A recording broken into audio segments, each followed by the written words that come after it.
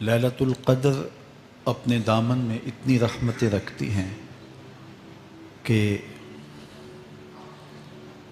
اس امت کے سارے گناہ گاروں کی بخشش کے لیے کافی ہے۔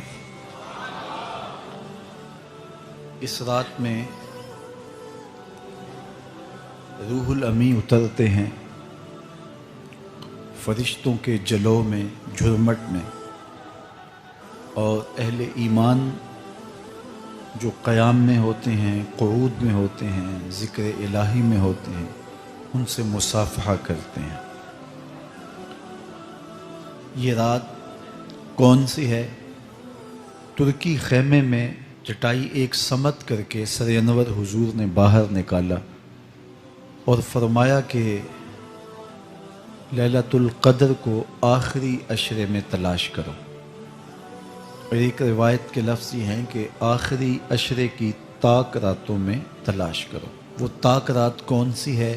اس کو مخفی رکھا گیا۔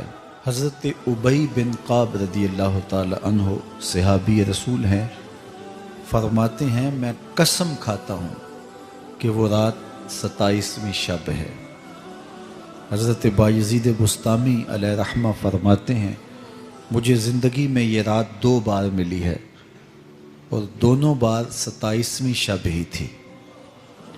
تو ہم اللہ کی بارگاہ میں امید کا دامن پھیلائے ہیں کہ یہی شب ہو اور اس کے دامن سے پھوٹتی ضیائیں ہمارے اندر کے اندھیروں کو ختم کرنے کا ذریعہ بنے۔ یہ راتیں آتی ہیں اور چلی جاتی ہیں، اور ایک وقت آئے گا کہ یہ راتیں آئیں گی اور ہم نہیں ہوں گے۔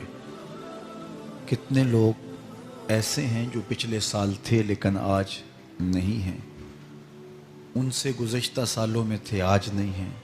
تو یہ جو میسر راتیں ہیں ان کے دامن سے پھوٹتی ضیائیں ہمیں اپنے اندر سمو لینی چاہیے کہ ہم دنیا پہ نہ بھی ہوں گے تو یہاں سے جو ہم نے نور لیا ہوگا وہ قبر میں بھی چراغاں کرے۔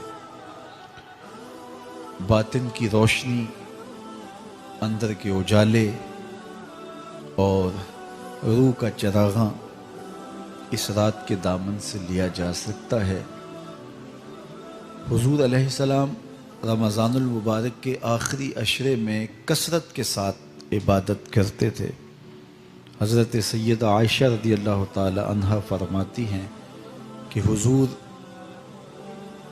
کمر بستہ ہو جاتے اور اپنا تہ بند کس کے باندھ لیتے، خود بھی جاگتے اور اہل خانہ کو بھی بیدار رکھتے۔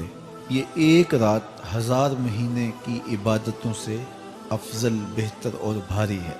تو اس امت کو جب اتنا نوازا گیا ہے کہ ایک ایک رات اتنی برکتوں کی حامل عطا ہوئی ہے، تو پھر ہمیں بہت زیادہ کوشش کر کے برکتیں سمیٹ لینی چاہیے تاکہ جب ہم اس دنیا سے جائیں تو ہمارے پاس ایک بہت بڑا روشنیوں کا ذخیرہ ہو جو ہماری قبر میں بھی چراغاں کرے، حشر میں بھی روشنی دے، اور ہمیں کہیں بھی اندھیروں کا سامنا نہ کرنا پڑے، چونکہ روشنیاں تو ہم نے یہاں سے لے کے جانی ہیں۔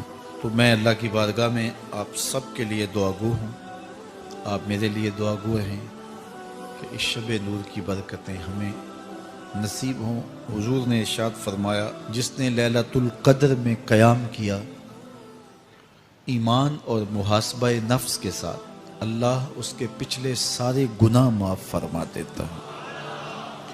ام المومنین سیدہ عائشہ رضی اللہ تعالیٰ عنہ فرماتی ہیں کہ میں نے عرض کی اے اللہ کے محبوب صلی اللہ علیہ وسلم، اگر میں لیلۃ القدر کو پالوں تو مجھے پھر کیا دعا مانگنا چاہیے؟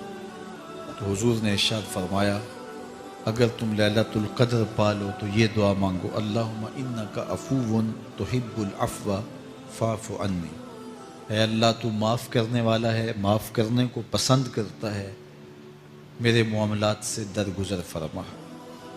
تو اللہ تعالیٰ اس رات کی برکتوں سے ہمیں اپنی پناہ میں، امان میں، حفاظتوں کے حصار میں رکھے۔ مستند معلومات پر مبنی بے شمار دینی ویڈیوز دیکھنے کے لیے ہمارا چینل سبسکرائب کیجیے اور ہماری نئی ویڈیوز سے اپڈیٹ رہنے کے لیے بیل آئیکن پر کلک کیجیے۔